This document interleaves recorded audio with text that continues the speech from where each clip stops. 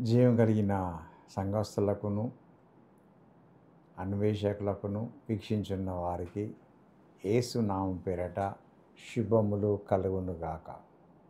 మీ జీవితాలు బాగుండాలని, మీ జీవితాలలో ఆధ్యాత్మిక మార్పు రావాలని, మీ కుటుంబాలు దీవించబడాలని, భారతదేశంలో ఒక మంచి వెలుగు బిడ్డలుగా మీరు చలామణి కావాలని దేవుని సేవకుడిగా నేను కోరుకుంటున్నాను.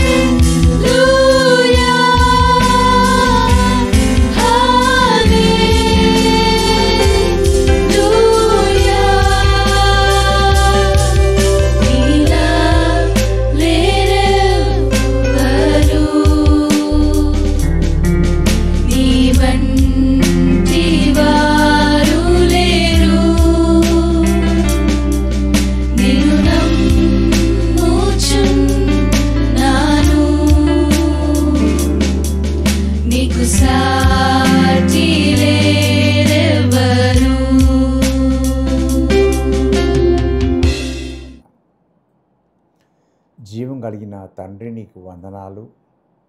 నీ వాక్యం మా జీవితాల్లో మార్పు కలుగజేస్తుంది. నీ వాక్యం శ్రేష్టమైనది. కృప చూపించి మా జీవితాలలో నీవు కోరుకున్న విధంగా మేము జీవించడానికి సహాయం చేయమని ప్రార్థన చేస్తుంటున్నాం. యేసయ్య, మాతో మాట్లాడము, మా చెవులను తెరువు. యేసు దివ్యనామమున వేడుకుంటున్నాము తండ్రి. ఆమేన్.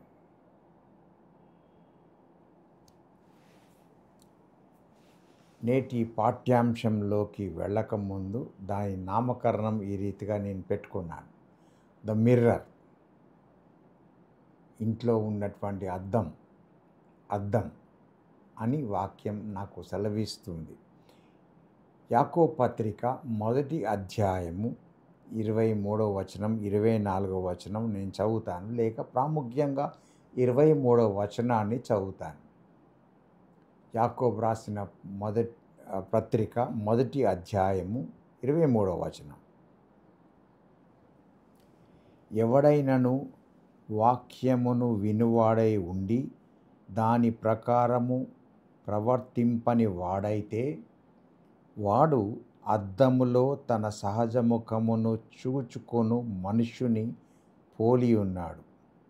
వాడు తన్ను చూచుకొని అవతలికి పోయి తానెట్టివాడో వెంటనే మరిచిపోవును కదా. ఈ వాక్యం చదువుతున్నప్పుడు నేను చూస్తున్నటువంటి మిర్రర్స్ అన్నిటినీ జ్ఞాపకం చేసుకున్నాను. నేను చూస్తున్నటువంటి మంగళ షాప్ని జ్ఞాపకం చేసుకున్నాను. ప్రతిరోజు వేకువజామునే లేచిన తర్వాత బాత్రూమ్కి వెళ్ళి, వాష్రూమ్కి వెళ్ళి చూసుకునే ముఖాన్ని చూసుకోవడానికి అద్దం ఎంత ఉపయోగపడుతుందో ఆలోచన చేయడం మొదలుపెట్టాను. మిర్రర్స్ ఆర్ ఇంట్రెస్టింగ్ థింగ్స్, చాలా ఆసక్తికరమైనవి. దే సర్వ్ వన్ పర్పస్, ఒక మంచి ఉద్దేశాన్ని చూపిస్తూ ఉంటాయి. దే రిఫ్లెక్ట్, నేను ఏమై ఉన్నానో దాన్ని ప్రతిబింబింప చేస్తుంది ఒక అద్దం. వాస్తవాన్ని ప్రతిబింబింప చేస్తుంది. అవి అక్యురేట్గా, పూర్తిగా ఉన్నది ఉన్నట్టుగానే చూపిస్తూ ఉంది.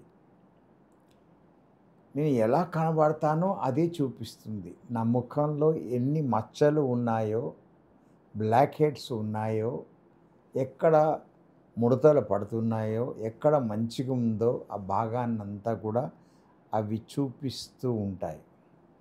ఇవి ఫోటో తీసుకుంటున్నప్పుడు దీంట్లో మార్పులు కలగజేయడానికి దానికి ఏమాత్రము ఫోటోషాప్ ఫిల్టర్స్ దాంట్లో ఏం పనిచేయవు. ఉన్నది ఉన్నట్టుగానే చూపిస్తాయి. నాలో ఉన్న బ్లెమిషెస్ అన్నీ చూపిస్తూ ఉంటాయి. ఒక సూపర్ ఫిగర్, నీది నాది అని అది చూపిస్తూ ఉంటుంది. దాన్ని చూచుకున్న మనము దానిలో మార్పులు కలుగజేసుకోవడానికి వ్యాయామము కావచ్చు, పౌడరు కావచ్చు, బ్యూటీ పార్లర్కి పోయి పనిచేసుకోవాలని కావచ్చు, ఇట్లాంటి ప్రయత్నాలు చేస్తూ ఉంటాం. ఈ పరిస్థితులలో నాకు ఈ జీవితం జ్ఞాపకం వస్తుంది. 2వ సమూయేలు గ్రంథము 12వ అధ్యాయము మొదటి 9 వచనాలు చదివినప్పుడు, దాని తర్వాత 51వ కీర్తన చదివినప్పుడు ఒక అద్దంలాగా నాతాను దావీదు ముందర నిలబడ్డం చూస్తాను. నాతాను ఒక అద్దంలాగా దావీదు ముందు నిలబడి యు ఆర్ దట్ మ్యాన్ అని తెలియజేస్తాడు. నాతాను చెప్పిన మాటలను బట్టి ఈ మిర్రర్ అయిన నాతానును పగలగొట్టాలి. కానీ అలాంటి భావోద్రేకాలు తెచ్చుకోకుండా రిఫ్లెక్షన్ ఎలా చెప్పాడో ఆ మిర్రర్ని యాక్సెప్ట్ చేసి ఓన్డ్ అప్ హిజ్ మిస్టేక్స్, తన చేసిన తప్పులన్నిటిని కూడా గ్రాహ్యములోకి తీసుకొని వచ్చి మార్పులు కలగజేసుకోవడానికి హీ అమెండెడ్ ఫ్యూ థింగ్స్. తన జీవిత శైలిలో కొన్ని భాగాలను మార్పులోకి తీసుకొని రావడానికి ప్రయత్నం చేస్తాడు. అప్పుడే 51వ కీర్తన రాస్తాడు.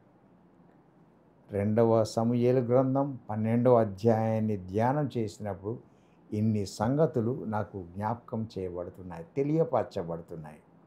కనుక Nathan stood before David like a mirror.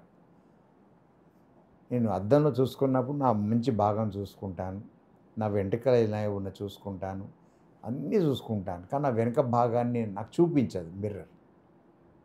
ఎవరింట్లో అద్దం ఉన్నా చూపించదు. అప్పుడప్పుడు మంగళ షాప్కి వెళ్ళినప్పుడు వెనక ఒక మిర్రర్ పట్టుకొని నిలబడతాడు, చూపిస్తూ ఉంటాడు. మన ముందున్న మిర్రర్లో నేను వెనక ఉన్న భాగాన్ని చూడడానికి ప్రయత్నం చేయిస్తూ ఉంటాడు.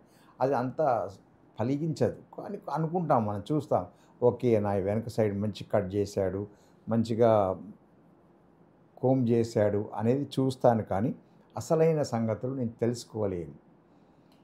ఇలాంటి సంగతులను గురించి ఆలోచన చేసినప్పుడు 51వ కీర్తన చదువుకున్న తర్వాత, దేవుని వాక్యాన్ని చదువుకున్నప్పుడు తర్వాత నాకు అనిపించింది, God called him a man after God's own heart అన్న మాటను నేను తలంచుకున్నాను. అతడు నా హృదయశాలి, నా హృదయంలోని ఉన్న పరిస్థితిని గురించి మాట్లాడేవాడు, నా హృదయానికి దగ్గరగా ఉన్నవాడు అనే దేవుని మాటను ధ్యానం చేసుకోవడం మొదలుపెట్టాను. కనుక mirrors are very interesting thing. They reflect what I am అనేది చూపిస్తుంది. నా ఆంతర్యాన్ని దేవుని వాక్యం చూపిస్తుంది. నా ఆంతర్యంలో ఉన్న విషయాల గురించి మాట్లాడుతుంది. మొదటి విషయం, తన హృదయాన్ని పరిశీలన చేసుకున్న తర్వాత మిర్రర్గా నిలబడి తన మీద అక్యూజింగ్ ఫింగర్ పెట్టిన నాతానుని పగలగొట్టడానికి బదులు, దూరం చేయడానికి బదులు దావీదు ఆలోచన చేసుకున్నాడు. తనకు కోరికలు కలిగించిన ఫ్లెష్లీ థింగ్స్ని జ్ఞాపకం చేసుకున్నాడు. శారీరక క్రియలన్నీ కూడా జ్ఞాపకం చేసుకున్నాడు. రెండవది, ఒక కింగ్గా ఉంటూ, ఒక రాజుగా ఉంటూ, ఒక కీర్తనకారుడిగా ఉంటూ, ఒక పాటగాడిగా ఉంటూ, అంత అథారిటీ, ఆ కింగ్లీషిప్ పొందుకోవడానికి ఉన్నటువంటి పరిస్థితులలో తనకున్నటువంటి ఆధిక్యతను, తనకున్నటువంటి పవర్ని ఎలా మిస్యూజ్ చేశాడో, తప్పిదారిన పట్టించాడో, ఎవరికి అర్థం కాని పరిస్థితులు చేశాడో దాన్ని ఆలోచన చేయడం మొదలుపెట్టాడు. మూడవది, he planned Uriah to be killed. Uriah ఎలా చంపించబడాలో అనే ప్లాన్ని గురించి కూడా తన మనస్సులోకి తెచ్చుకున్నాడు. బత్షెబాను తీసుకొని రావటానికి ఊరియాను యుద్ధంలో ముందు ఎలా నిలబెట్టాడో, ఆ ప్లాన్ ఎలా వేశాడో, ఎవరికి చిక్కుకుండా చేశాడో అది జ్ఞాపకం చేసుకున్నాడు. He got pregnant. ఎవరిని? ఊరియా భార్య అయినటువంటి బత్షెబాను ఆమెకు ఇష్టం కలిగింది అనే చెప్పను, ఆమెకు ఇష్టం లేకుండానే తీసుకొని వచ్చి ఆమెకు ప్రెగ్నెన్సీ చేస్తాడు. దీన్ని బట్టి, ఇట్లాంటి జీవితాలను బట్టి దేవుని వాక్యం యాకోబు ద్వారా మనకందరికీ తెలియజేసేది ఏంటంటే, ఎవడైనను వాక్యమును వినువాడై ఉండి దాని ప్రకారము ప్రవర్తింపని వాడైతే వాడు అద్దములో తన సహజ ముఖమును చూచుకొను మనుష్యుని పోలి ఉన్నాడు అని తెలియజేస్తాడు.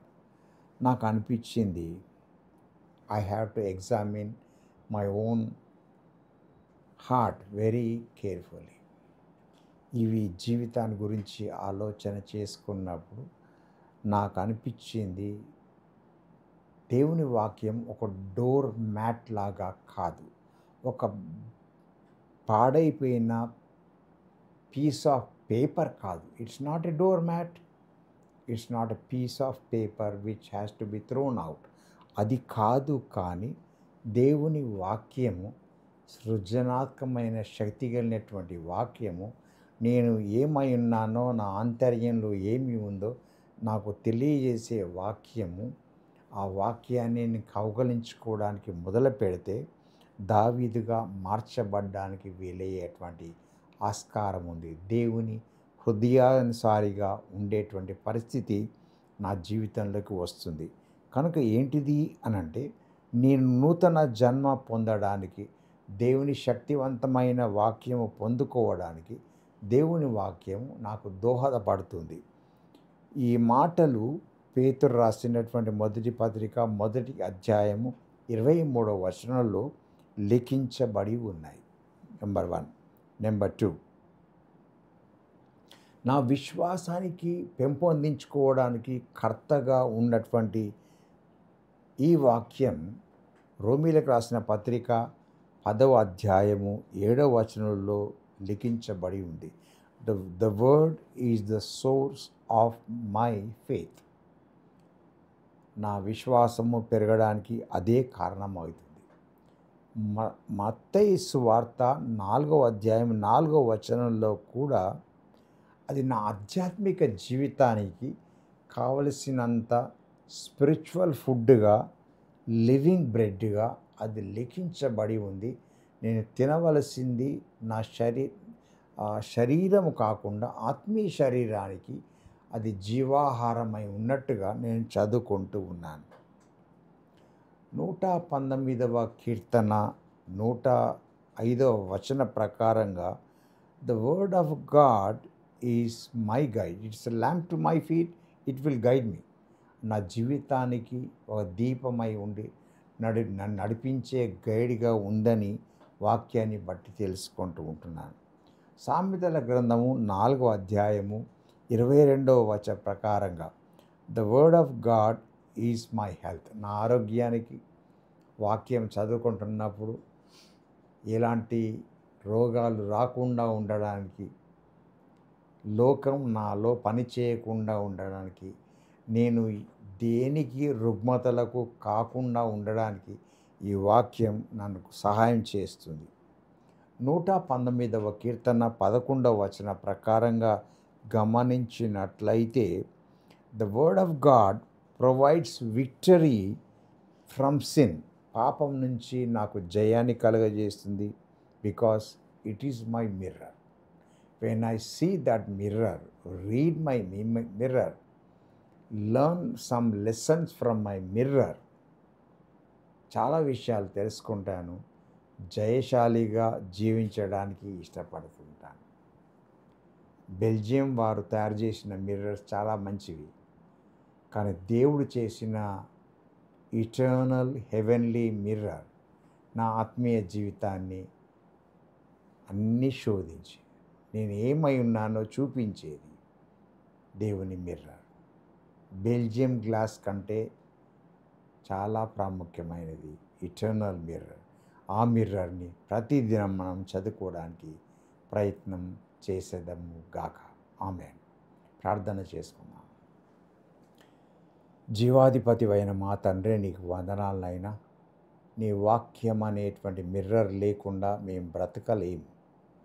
ఒకవేళ బ్రతికి మమ్మల్ని మేమే మోసపరుచుకుంటే మా నిజ జీవితాన్ని పరీక్షించుకొని మమ్మల్ని నీ వాక్యంలో చూచుకొని సరిచేసుకొని నిన్ను పోలి నడుచుకోవడానికి సహాయం చేయము. నీ ఇమేజ్ని లోకంకి ఇవ్వడానికి సహాయం చేయము. నీ క్యారెక్టర్ని లోకానికి అందించడానికి కృప చూపించము. నీ కొరకై వికసించబడే అందమైన పుష్పంగా ఉండడానికి మమ్మల్ని చేయమని ప్రార్థిస్తూ యేసు నామమున అడుగుతున్నాము తండ్రి. ఆమేన్.